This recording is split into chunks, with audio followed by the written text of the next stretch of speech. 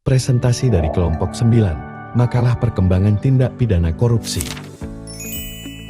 Assalamualaikum warahmatullahi wabarakatuh. Innal hamdalillah nahmaduhu wa nasta'inu wa nastaghfiruh wa na'udzu billahi min syururi anfusina wa min sayyiati a'malina may yahdihillahu fala mudhillalah wa may yudlil fala hadiyalah. Asyhadu an la ilaha illallah wahdahu la syarikalah wa asyhadu anna Muhammadan 'abduhu wa rasuluh la nabiyya ba'dah. Yang terhormat kepada ibu dosen kita, yakni Ibu Siti Hadianti Dini Islamiyati SSO SMPD selaku pembimbing mata kuliah pendidikan anti korupsi. Semoga beliau disehatkan badannya, dimurahkan rezekinya, dan dipermudahkan urusan dunia dan akhiratnya. Amin amin ya rabbal alamin. Dan tak lupa juga kepada para mahasiswa dan mahasiswi semester 7, semoga Allah mudahkan segala urusannya. Pertama-tama marilah kita panjatkan puja puji syukur kita kehadirat Allah yang mana telah memberikan kita beribu-ribu nikmat, berjuta-juta nikmat, bermiliar-miliaran nikmat, di antaranya nikmat iman, nikmat Islam, nikmat sehat walafiat, sehingga kita dapat berkumpul dan insya Allah pada di tempatnya masing-masing. Salawat beriringkan salam marilah kita curahkan kepada baginda kita, yakni Habibana wa syafi'ina wa karimana wa maulana Muhammadin sallallahu alaihi wasallam. Alhamdulillah, pada kesempatan hari ini kami dari kelompok 9 akan mempresentasikan makalah kami yang berjudul Perkembangan Tindak Pidana Korupsi, yang beranggota ada saya pribadi, Dani Bagus Prasetyo selaku moderator, dan ada Hana Wahidatu Ahmad, dan ada Siti Rifatul Mahmudah. Alhamdulillah, sebelum kita memaparkan makalah dari kelompok 9, alangkah baiknya, alangkah indahnya, alangkah bagusnya, mari kita bersama-sama mengucapkan lafaz Bismillah. Bismillahirrahmanirrahim. Baik, untuk pembacaan yang pertama akan disampaikan oleh saya pribadi. Bismillahirrahmanirrahim. Yang A, pengertian korupsi. Korupsi berasal dari bahasa Inggris corruption, yang berarti penyelewenggaan atau penggelapan uang negara atau perusahaan dan sebagainya untuk kepentingan pribadi atau orang lain. Departemen Pendidikan dan Kebudayaan Islam tahun 2020. Adapun menurut J. Scroll, korupsi adalah penggunaan kekuasaan negara untuk memperoleh penghasilan, keuntungan atau prestise perorangan, atau untuk memberi keuntungan bagi sekelompok orang atau suatu kelas sosial dengan cara yang bertentangan dengan undang-undang atau dengan norma akhlak yang tinggi. Dan selanjutnya yaitu yang B, sejarah perkembangan tindak pidana korupsi. Persoalan korupsi tidak dapat dipisahkan dari dinamika politik kekuasaan suatu rezim. Menurut David Harrison, kekuasaan politik adalah satu-satunya bentuk kekuasaan yang memiliki daya paksa yang sah terhadap masyarakat luas. Dan ketundukan masyarakat terhadap kekuasaan tersebut muncul karena adanya kepentingan untuk menutupi keterbatasan mereka. Selain itu, kekuasaan juga bertujuan untuk mempengaruhi tindakan dan aktivitas negara di bidang eksekutif dan legislatif dan yudikatif yang melibatkan rakyat dalam koridor negaranya. Sejalan dengan itu, Lord Ashton menyatakan bahwa power tends to corrupt and absolutely power corrupt absolutely, yang berarti kekuasaan seringkali membuka peluang penyalahgunaan. Baik, mungkin itu saja yang dapat saya sampaikan. Untuk pembacaan selanjutnya akan disampaikan oleh Siti Rifatul Mahmudah.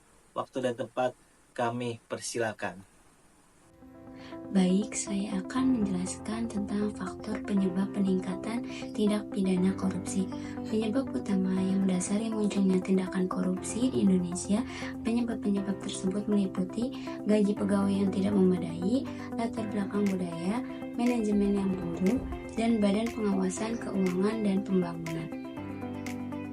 Kemudian, dampak korupsi terhadap ekonomi, stabilitas sosial, dan kepercayaan publik itu ada 3. Yang pertama, ekonomi. Korupsi dapat merusak pertumbuhan ekonomi karena misalokasi sumber daya yang seharusnya digunakan untuk pemenuhan kebutuhan masyarakat.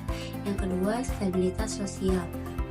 Korupsi dapat menyebabkan pengentasan kemiskinan berjalan lambat, terbatasnya akses bagi masyarakat miskin, meningkatnya angka kriminalitas, dan solidaritas sosial semakin marak dan demoralisasi.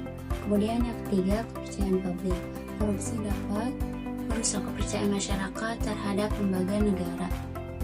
Korupsi dapat menciptakan citra negatif terhadap pemerintahan dan lembaga-lembaga publik. Sekian, terima kasih. Saya kembalikan kepada moderator. Baik, terima kasih kepada Teh Siti Rifatul Mahmuda yang telah memaparkan makalahnya. Untuk pembaca selanjutnya akan disampaikan oleh Teh Hana. Waktu dan tempat kami persilakan. Baik, terima kasih kepada moderator. Di sini saya akan membacakan materi E, yaitu upaya pemerintah dalam pemberantasan korupsi. Upaya pemerintah dalam pemberantasan korupsi meliputi sinkronisasi perundang-undangan atau penataan regulasi, yang kedua pembinaan SDM, dan yang ketiga digitalisasi pemerintah. 3 hal tersebut disampaikan oleh Menko Polhukam dalam rapat pimpinan penyampaian arah kebijakan Lemhanas. Adapun menurut Menko Mahfud, banyak peraturan yang tumpang tindih di Indonesia sehingga perlu diatur kembali dalam satu wadah aturan, yaitu Omnibus Law. Omnibus Law, satu wadah aturan yang mengatur banyak hal di dalam satu tempat, kata Menko Mahfud. Mode atau sistem Omnibus Law merupakan salah satu cara yang dilakukan pemerintah dalam penataan regulasi atau sinkronisasi perundang-undangan di Indonesia. Kemudian, upaya kedua adalah pembinaan SDM. Pembinaan SDM dilakukan agar masyarakat di Indonesia ini mampu bekerja secara efisien dan efektif, serta mampu menguasai teknologi. Lalu yang ketiga ada digitalisasi. Kalau yang ketiga ini, jalan di pemerintah, korupsi itu bisa dihilangkan, tambah Menko Mahfud. Meski demikian, dalam hal digitalisasi pemerintah, Menko Mahfud menyayangkan pelaksanaan Peraturan Presiden Nomor 95 Tahun 2018 tentang sistem pemerintahan berbasis elektronik yang kurang opsional. Oleh sebab itu, Menko Mahfud setuju dengan arahan Presiden Joko Widodo, yakni memperbaiki birokrasi untuk menghilangkan korupsi di Indonesia, antara lain melalui 3 upaya tersebut. Cukup sekian materi yang dapat saya sampaikan, kurang lebihnya mohon maaf. Saya kembalikan kepada moderator. Baik, terima kasih kepada Teh Hana Siti Rifat. Teh Hana yang telah memaparkan makalahnya.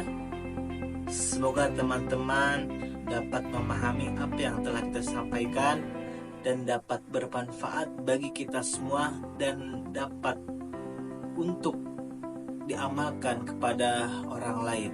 Amin, amin ya rabbal alamin. Baik, saya akan memberi kesimpulan dari makalah tersebut, yaitu korupsi adalah tindakan penyalahgunaan kekuasaan atau jabatan untuk keuntungan pribadi atau golongan yang merugikan kepentingan publik. Biasanya korupsi melibatkan penyuapan, penggelapan, pemerasan, atau manipulasi anggaran. Praktik ini tidak hanya merusak integritas institusi pemerintahan, tetapi juga menghambat pembangunan sosial dan ekonomi, serta menurunkan kepercayaan masyarakat terhadap aparat negara. Dengan demikian, korupsi merupakan masalah serius yang membutuhkan upaya pencegahan dan penindakan secara tegas. Sejarah perkembangan tindak pidana korupsi menunjukkan bahwa korupsi telah ada sejak zaman kuno dan terus berkembang seiring dengan kompleksitas struktur pemerintahan dan ekonomi. Pada awalnya, tindakan korupsi lebih bersifat individu dan informal. Namun seiring berjalannya waktu, korupsi semakin terstruktur dan melibatkan berbagai pihak, baik sektor publik maupun swasta. Korupsi memiliki dampak yang sangat merugikan terhadap ekonomi, stabilitas sosial, dan kepercayaan publik. Dari sisi ekonomi, korupsi menghambat pertumbuhan pembangunan dengan merugikan sumber daya negara, meningkatkan biaya transaksi, dan mengurangi efisien dalam penggunaan anggaran.